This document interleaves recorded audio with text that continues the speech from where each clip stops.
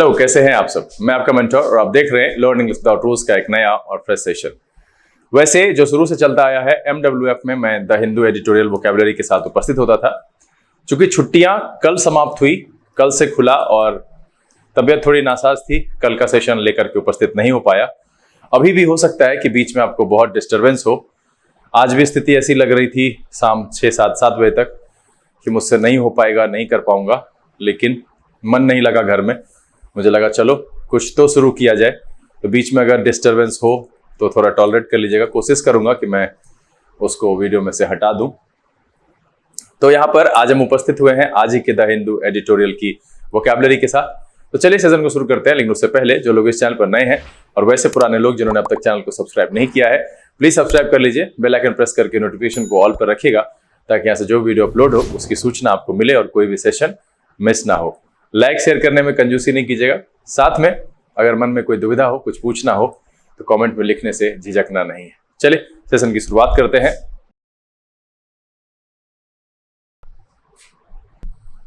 Learn English without rules के session में एक बार फिर से आप सबका तहे दिल से स्वागत है। उम्मीद है आप सब तैयार हैं। तो चलिए छुट्टियों के बाद का पहला एपिसोड शुरू करते हैं और फटाफट सीखते हैं कुछ नए वर्ड्स। आज के सेशन में जो पहला वर्ड है वो है एनानिमस। एनानिमस एक एडजेक्टिव की तरह यूज होता है। मैंने आपको पहले ही बताया है कि OUS जहां लगा हुआ होता है सफिक्स, वो एडजेक्टिव होता है। मैं फिर एक सवाल पूछ रहा हूं कि इसके लिए मैंने एक एक्सेप्शन बताया था कि OUS उसके लास्ट में होता है, बट वो शब्द एडजेक्टिव नहीं होता है। वो कौन सा है मैंने कई बार बताया है, आप कमेंट में लिख करके मुझे बताइएगा जरूर। चलिए मीनिंग देख लेते हैं। Used about a group of people, क्या कहता है? ऑल एग्रीइंग अबाउट समथिंग, मतलब ग्रुप ऑफ पीपल में सभी अगर किसी चीज के लिए एग्री हो, या फिर डिसीजन के लिए होता है अग्रीड बाय एवरीवन, मतलब है एक मत या सर्वसम्मत। एनानिमस का मतलब क्या होता है? एक मत या सर्वसम्मत। सिनोनिम की बात करें unified, universal and concordant. Unified, universal और कंकॉर्डेंट। एंटोनिम की बात करें divided, at odds and opposite. क्या हो जाएगा? Divided, at odds and opposite. इसके एंटोनिम के तौर पर हम इस्तेमाल कर सकते हैं। एग्जाम्पल देख लेते हैं। द जजेस वर एनानिमस इन देयर डिसीजन। क्या है? द जजेस वर एनानिमस इन देयर डिसीजन। तो इस सेशन का जो पहला शब्द है आज का वो है एनानिमस। इसका मतलब होता है एक मत या सर्वसम्मत। ऑल अग्रीइंग अबाउट समथिंग या अग्रीड बाय एवरीवन, इस अर्थ में हम एनानिमस का यूज करते हैं। चलिए अगला जो शब्द है वो है एम्बिगुअस। और एम्बिगुअस एडजेक्टिव की तरह इस्तेमाल होता है। और एक विद्यार्थी की एग्जामिनेशन के बाद मुझे ये पता चला कि आज के इसमें जो क्वेश्चन है MTS वाले में, उसमें ये पूछा हुआ है। और इससे पहले भी कई बार कई जगहों पर एम्बिगुअस की चर्चा की है। चूंकि यहाँ पर वो शब्द भी मैं डालता हूं जो मेरे द हिंदू एडिटोरियल वाले लिस्ट में नहीं है। ये शब्द मुझे पता है कि आप सब इसको बहुत आसानी से जानते हैं और बहुत कॉमनली यूज्ड है। फिर भी ये सब ऐसे शब्द है जो एग्जामिनेशन में की दृष्टि से और एग्जामिनेशन में धड़ल्ले से पूछे जाते हैं। तो एक बार सामने से दोहरा जाएगा तो परी हुई धूल खत्म होगी। एम्बिगुअस एडजेक्टिव की तरह इस्तेमाल होता है having more than one possible meaning, जिसका क्या होता है? एक से ज्यादा मीनिंग पॉसिबल होता है। मतलब है जिसके एक से ज्यादा अर्थ किए जा सके या एक से ज्यादा अर्थ हो। अस्पष्ट, असंदिग्ध या दुविधापूर्ण या अनेकार्थी, द्विअर्थी कह सकते हैं। अस्पष्ट है क्योंकि उसके एक से ज्यादा मीनिंग पॉसिबल है, तो आप कुछ और समझे, हो सकता है हम कुछ और समझ लें। उसका संदिग्ध का मतलब वही है। एम्बिगुअस का मतलब है कि जिसके एक से ज्यादा मीनिंग पॉसिबल है। सिनोनिम की बात करें क्रिप्टिक, ड्यूबियस एंड एनिग्मेटिक। क्या हो जाएगा? क्रिप्टिक, ड्यूबियस एंड एनिग्मेटिक, इसके सिनोनिम के तौर पर इस्तेमाल करेंगे। एंटोनिम की बात करें तो certain, clear, definite and known. क्या हो जाएगा? Certain, clear, definite and known. तो यहां पर इसके एंटोनिम के तौर पर हम इस्तेमाल कर सकते हैं। एग्जांपल देख लेते हैं। His reply to my question was somewhat ambiguous। क्या है? His reply to my question was somewhat ambiguous। तो यहां पर जो दूसरा शब्द है वो है ambiguous। इसका मतलब होता है having more than one possible meaning, जिसके एक से ज्यादा अर्थ होते हैं, हो सके, निकाले जा सके। अस्पष्ट, संदिग्ध या दुविधापूर्ण कहते हैं।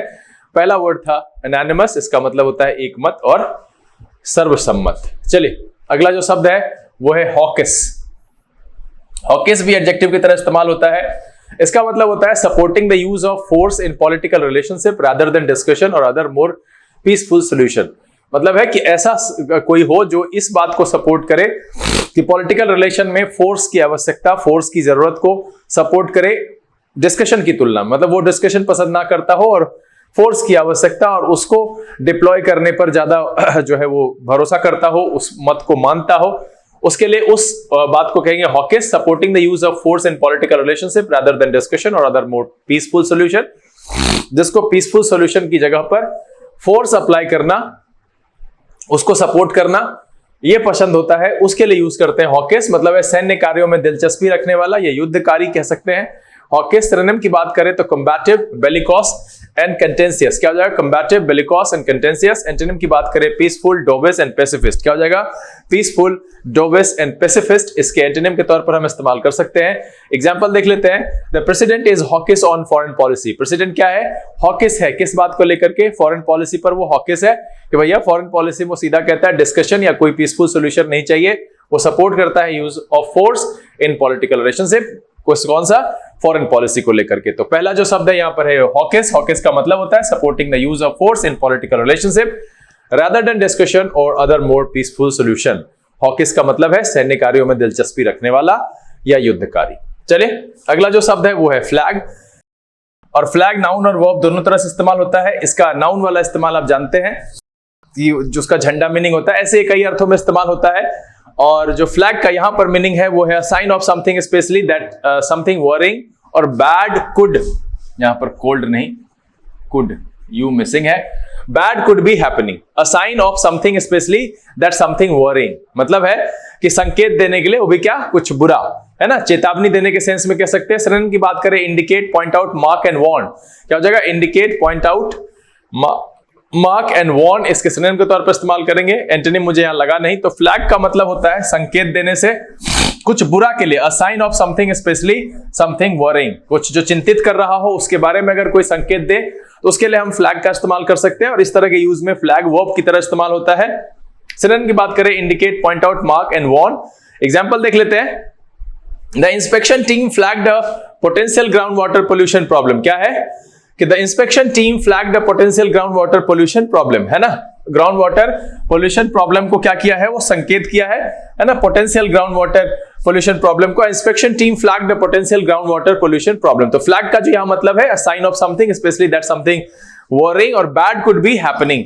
मतलब है कोई संकेत देना, स्पेशली कुछ जब बुरा होने वाला हो उसके बारे में, उस अर्थ में हम फ्लैग का प्रयोग करते हैं। चले अगला जो शब्द है वो है बॉटम आउट। बॉटम आउट एक फ्रेजल वर्ब की तरह इस्तेमाल होता है और इसका मतलब होता है टू रीच अ लोएस्ट और worst point usually before beginning to rise और इंप्रूव। मतलब है कि इंप्रूव होने से तुरंत पहले जो एकदम निम्नतम बिंदु होता है उसके लिए बॉटम आउट का इस्तेमाल करते हैं। निम्नतम बिंदु पर पहुंचना ये एक फ्रेजल वर्ब है। सिनोनिम की बात करें तो स्लम्प, डिक्लाइन एंड कोलैप्स। क्या हो जाएगा? Slump, decline and collapse.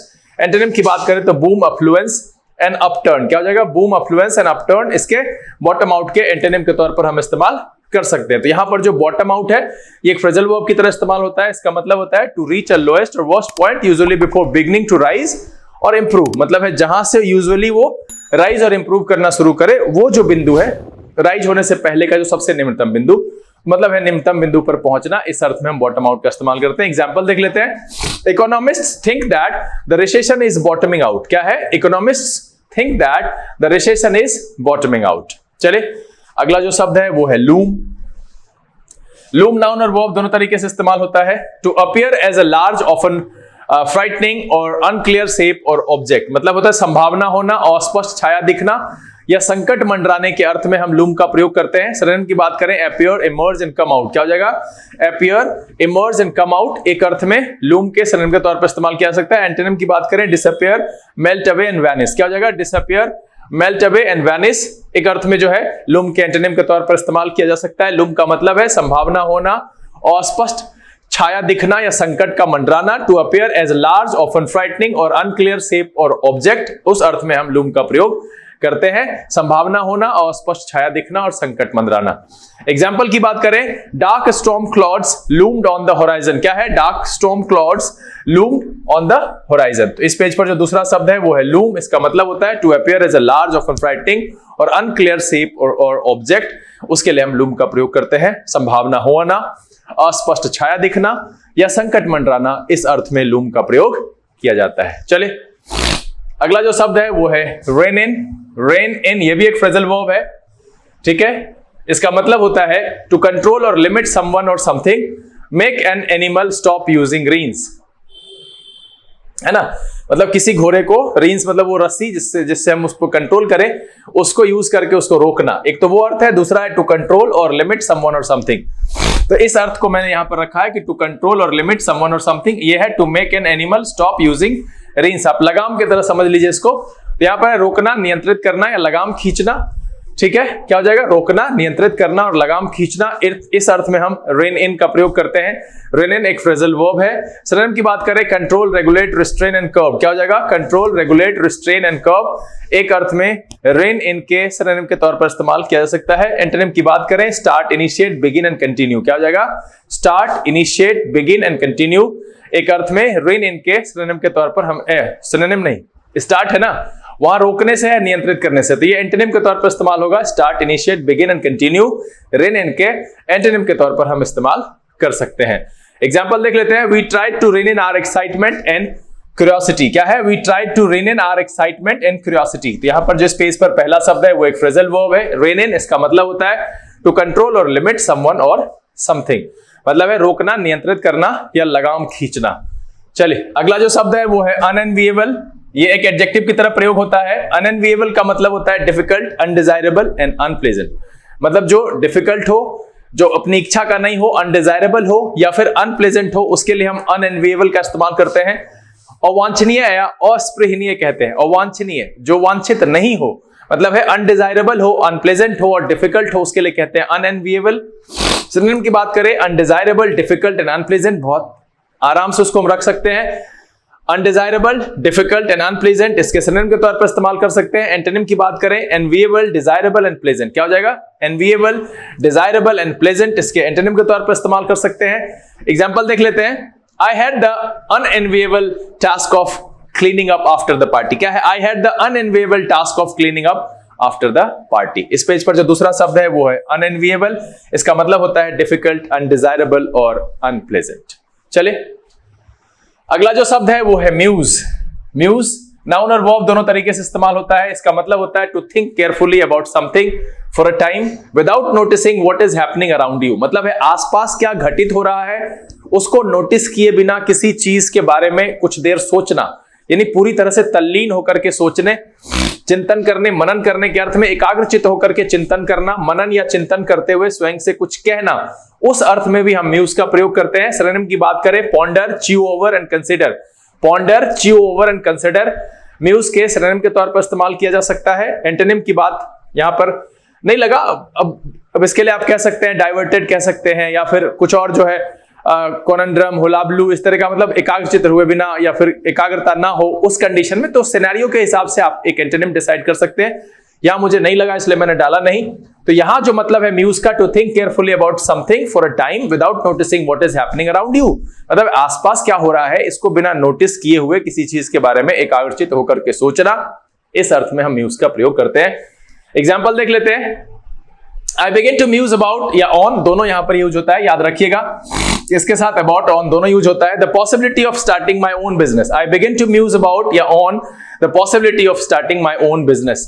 तो यहां पर जो पहला शब्द है वो है म्यूज। इसका मतलब होता है to think carefully about something for a time without noticing what is happening around you.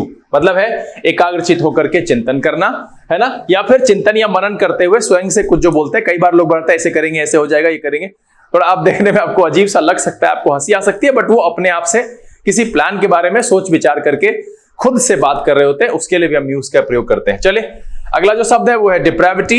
ये नाउन की तरह प्रयोग होता है और डिप्राविटी का मतलब होता है the state of being morally bad और an action that is morally bad. मतलब है चरित्रहीनता या भ्रष्टता के लिए हम इस्तेमाल करते हैं डिप्राविटी का। सिनोनिम की बात करें, परवर्जन, इमोरलिटी एंड विकेडनेस। क्या हो जाएगा? परवर्जन, इमोरलिटी एंड विकेडनेस इसके सिनोनिम के तौर पर इस्तेमाल करेंगे। एंटोनिम की बात करें, virtue, morality, goodness and purity. क्या हो जाएगा? Virtue, morality, goodness and purity depravity के एंटोनिम के तौर पर हम इस्तेमाल कर सकते हैं। एग्जाम्पल देख लेते हैं। He had sunk into a life of utter depravity। क्या है? He had sunk into a life of utter depravity। अब यहां पर जो दूसरा शब्द आया है इस पेज पर वो है depravity। इसका मतलब होता है the state of being morally bad और an action that is morally bad। मतलब है चरित्रहीनता या भ्रष्टता के अर्थ में हम depravity का इस्तेमाल करते हैं। चले अगला जो शब्द है वो है evident। एविडेंट एडजेक्टिव की तरह प्रयोग होता है और इसका मतलब होता है क्लियर और ओवियस, है ना। क्लियर टू द आई और माइंड, ओवियस मतलब है स्पष्ट, दिखने या सोच में सुस्पष्ट या प्रकट, उसको कहते हैं एविडेंट। सिनोनिम की बात करें ओवियस, एपेरेंट एंड कॉन्स्पिक्यूअस, क्या हो जाएगा? Obvious, apparent and conspicuous. Evident के सिनोनिम के तौर पर इस्तेमाल कर सकते हैं। एंटोनिम की बात करें unclear, ambiguous, obscure and evil, क्या हो जाएगा? Unclear, ambiguous, obscure and evil. एक अर्थ में इसके एंटोनिम के तौर पर, एविडेंट के एंटोनिम के तौर पर हम इस्तेमाल कर सकते हैं। फटाफट एग्जांपल देख लेते हैं। It was evident that the damage was very serious, क्या है? It was evident that the damage was very serious. इस पेज पर जो पहला वर्ड है वो है एविडेंट, मतलब होता है क्लियर और ओबियस टू आई और माइंड, मतलब है स्पष्ट, सोच में, दिखने में, सुस्पष्ट और प्रकट। इस अर्थ में हम एविडेंट का प्रयोग करते हैं। चले अगला जो शब्द है वो है मैसेकर। मैसेकर नाउन और वर्ब दोनों तरीके से इस्तेमाल होता है और इसका मतलब होता है the killing of large number of people और एनिमल्स और to defeat an opponent very badly in a competition और इलेक्शन। उसके लिए भी हम मैसेकर का यूज करते हैं। ऐसे मैसेकर का साधारण मीनिंग यही होता है, इसको कह सकते हैं हत्याकांड कह सकते हैं, है ना, हत्याकांड कह सकते हैं, नरसंहार, कत्लेआम, बुरी तरह से हरा देना। ये एक मीनिंग मैसेकर का भी दूसरा मीनिंग है बुरी तरह से हरा देना। क्या है कि to defeat an opponent very badly in a competition और इलेक्शन। इसके लिए हम मैसेकर का यूज करते हैं। सिनोनिम की बात करें स्लॉटर, बुचर एंड मर्डर, क्या हो जाएगा? स्लॉटर, बुचर एंड मर्डर इसके सिनोनिम के तौर पर इस्तेमाल करते हैं। और मुझे यहां पर एंटोनिम होना तो नहीं चाहिए, मैंने डाला नहीं, हाँ मुझे इसका कुछ लगा नहीं।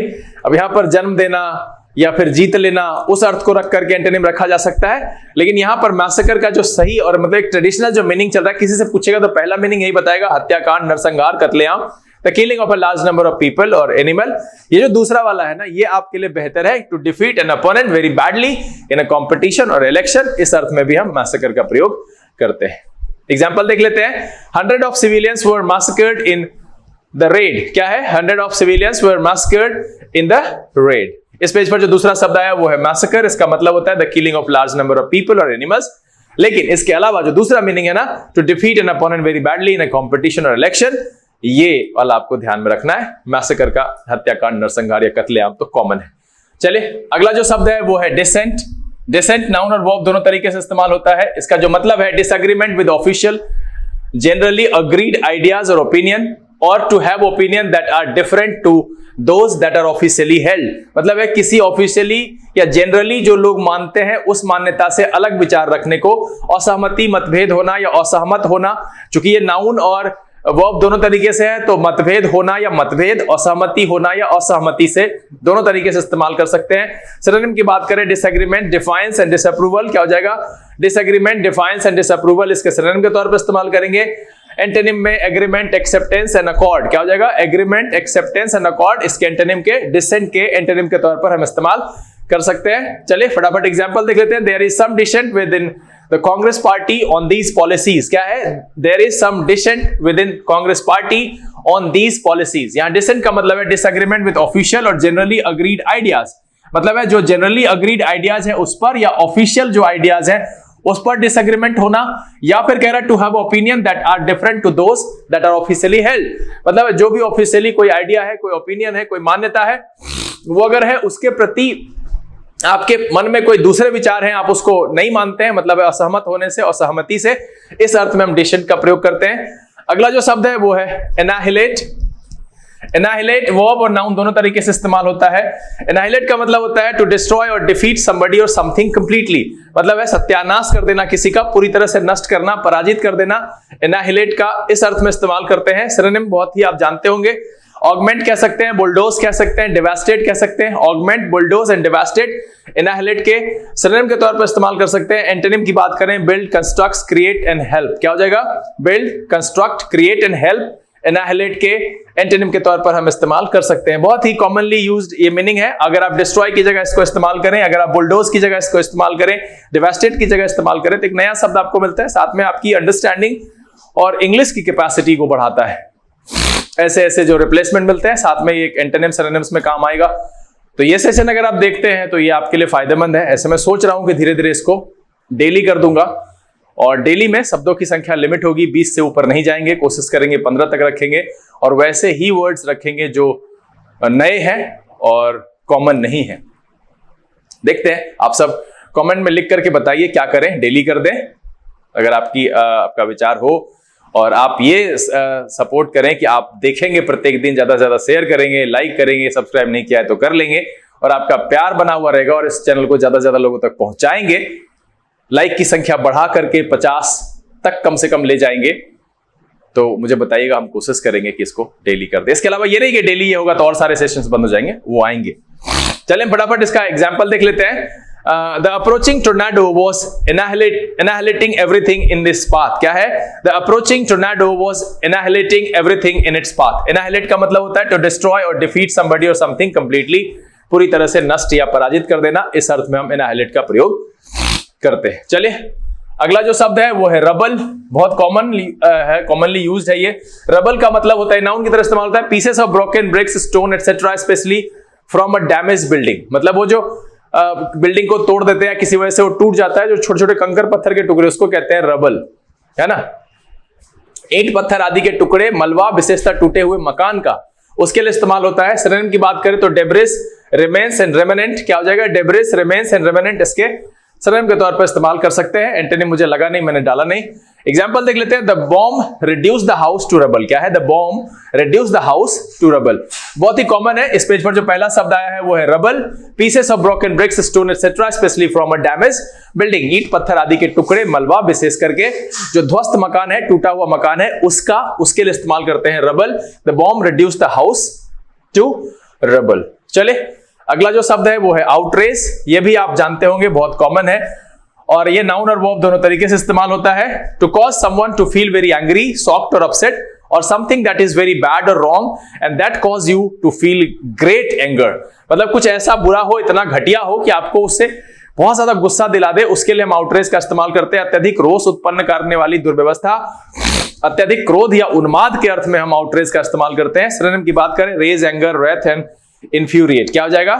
Raise, anger, wrath and infuriate इसके सिनोनिम के तौर पर इस्तेमाल करेंगे। एंटोनिम की बात करें, काम, सेरेनिटी, पीस एंड लॉर्ड। क्या हो जाएगा? काम, सेरेनिटी, पीस एंड लॉर्ड। अब देखिए, लॉर्ड मैंने डाला प्रशंसा करने के लिए।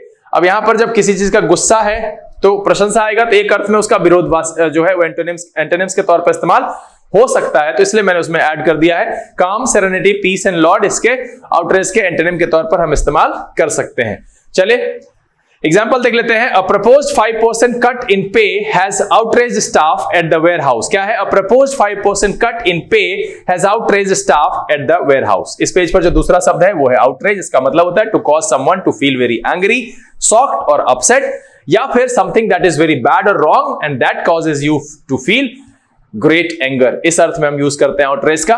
चलिए अगला जो शब्द है वो है इवोक। इवोक वर्ब की तरह इस्तेमाल होता है और इसका मतलब होता है to produce a memory, feeling etcetera in somebody, है ना। क्या है? किसी में स्मृति, अनुभूति आदि को ताजा करना, उसके लिए हम इवोक शब्द का इस्तेमाल करते हैं। सिनोनिम की बात करें, रिकॉल, किंडल एंड रिप्रोड्यूस। क्या हो जाएगा? Recall, Kindle and reproduce evoke के सिनोनिम के तौर पर इस्तेमाल करेंगे। एंटोनिम की बात करें, रिप्रेस, सबड्यू एंड रिस्ट्रेन। क्या हो जाएगा? रिप्रेस, सबड्यू एंड रिस्ट्रेन इसके एंटोनिम के तौर पर इस्तेमाल कर सकते हैं। फटाफट एग्जांपल देख लेते हैं। For me that music always evokes hot summer evenings। क्या है? For me that music always evokes hot summer evening। evoke शब्द जो है इसका मतलब होता है to produce a memory, feeling etc in somebody, किसी में स्मृति, अनुभूति आदि को ताजा करना। क्या कह रहा है? For me that music always evokes hot summer evening। आपको मैं एक बात बताऊं, सबके साथ होता है। किन किन के साथ ऐसा हुआ है कि कोई एक ऐसा गाना जब बजता है तो आपको बचपन की कुछ चीजें या आपके लाइफ का कुछ ऐसा वो आपके सामने फिर से ताजा हो जाता है, तो उसके लिए जो शब्द इस्तेमाल करते हैं। किन किन के साथ ऐसा होता है या हुआ है, मैं वो मुद्दा नहीं कह रहा हूं, बट किसी गाने को सुन करके ऐसा होता है कि आप पुराने दिनों में चले जाते हैं। कमेंट में लिख करके बताइएगा जरूर। चलिए अगला जो शब्द है वो है अपीजमेंट, और आजकल इस देश में बहुत कुछ चल रहा है ऐसा। ये नाउन की तरह इस्तेमाल होता है। The act of making somebody calmer or less angry by giving them what they want। चाहे वो कैसा भी हो, उसको शांत करने के लिए, कम गुस्सा दिलाने के लिए कुछ भी जो वो चाहे दे देते हैं, उसको कहते हैं अपीसमेंट, मतलब तुष्टिकरण, है ना। सिनोनिम क्या है? कंसीलिएशन, पैसिफिकेशन और ईजिंग। क्या हो जाएगा? कंसीलिएशन, पैसिफिकेशन एंड ईजिंग इसके सिनोनिम के तौर पर इस्तेमाल करेंगे। एंटोनिम की बात करें, provocation, aggression and war. Provocation, aggression और वॉर जो है एक अर्थ में अपीसमेंट के एंटोनिम के तौर पर इस्तेमाल किया जा सकता है। एग्जाम्पल देख लेते हैं। She understood the damage that had been done to our country throughout the 20th century by the policy of appeasement. मतलब वो ये समझती है कि जो भी हमारे देश को घाटा हुआ है ना ये 20th सेंचुरी में पूरे, वो किस वजह से है? पॉलिसी ऑफ अपीजमेंट, तुष्टीकरण, कि हम जिसको किसी को गुस्सा नहीं देखना चाहते वो जो भी कह रहा है उठपटांग हम मान जाते हैं, दे देते हैं। तो अपीजमेंट का मतलब है the act of making somebody कामर और less angry by giving them what they want. चाहे वो कुछ भी हो, चाहे वो दूसरे को कितना भी घाटा पहुंचा रहा हो, किसी ऐसी चीज को जस्टिफाई कर देना जो कि कहीं ना कहीं से गलत हो, लेकिन वो दूसरे के लिए दूसरा उसकी डिमांड कर रहा हो और दूसरे को खुशी देता हो, उसको मान जाना, उसके लिए अलाउ कर देना, यही कहलाता है अपीजमेंट। और कहां कहां ये होता है ये आप बखूबी समझ सकते हैं, इस पर ज्यादा मैं यहां से आपको कुछ नहीं कह सकता। अपीजमेंट का मतलब होता है तुष्टीकरण। चलिए अगला जो शब्द है वो है सबड्यू। सबड्यू वर्ब की तरह प्रयोग होता है और इसका मतलब होता है टू डिफीट समबडी और समथिंग और ब्रिंग समबडी और समथिंग अंडर कंट्रोल। मतलब है किसी को हरा देना या किसी को अपने अधीन ले आना, उस अर्थ में हम इसका इस्तेमाल करते हैं। किसी को हराना, नियंत्रण में लाना, अधीन करना या अभिभूत करना, इस अर्थ में सबड्यू का प्रयोग करते हैं। सिनोनिम की बात करें तो ओवरकम, कॉन्कर एंड डोमिनेट। क्या हो जाएगा? ओवरकम, कॉन्कर एंड डोमिनेट, इसके सिनोनिम के तौर पर इस्तेमाल कर सकते हैं। एंटोनिम की बात करें लिबरेट, इमेंसिपेट एंड डिस्चार्ज। क्या हो जाएगा? Liberate, emancipate and discharge subdue के एंटोनिम के तौर पर इस्तेमाल करेंगे। सिनोनिम की बात करें ओवरकम, कॉन्कर एंड डोमिनेट, इसके सिनोनिम के तौर पर हम इस्तेमाल कर सकते हैं। सबड्यू का मतलब होता है टू डिफीट समबडी और समथिंग और ब्रिंग समवन और समथिंग अंडर कंट्रोल। एग्जांपल देख लेते हैं। The fire burned for 8 hours before the fire crews could subdue it. क्या है? The fire burned for 8 hours before the fire crews could subdue it. यानी इसको control में लाने से पहले 8 घंटे जला। Subdue का मतलब है to defeat somebody or something और bring somebody or something under control। मतलब है नियंत्रण में लाना, किसी को हराना, इस अर्थ में हम इस्तेमाल करते हैं subdue का। चलिए अगला जो शब्द है वो है corollary। Corollary नाउन की तरह इस्तेमाल होता है और इसका देखिए मतलब क्या है। इसका मतलब है सिचुएशन, अ स्टेटमेंट और a fact that is the natural and direct result of another one. मतलब है कि ऐसा सिचुएशन, ऐसा स्टेटमेंट या फैक्ट जो किसी चीज का डायरेक्ट रिजल्ट होता है, उसके लिए इस्तेमाल करते हैं हम कॉरलरी का। मतलब कैसी स्थिति या कथन जो किसी अन्य स्थिति या कथन का स्वाभाविक और प्रत्यक्ष परिणाम हो, उसके लिए हम इस्तेमाल करते हैं कॉरलरी का। मतलब है रिजल्ट के तौर पर इसको इस्तेमाल किया जा सकता है, लेकिन क्या है कि ऐसी स्थिति है जो दूसरा उस स्थिति का स्वाभाविक परिणाम हो, उसके लिए हम इस्तेमाल करते हैं कॉरलरी।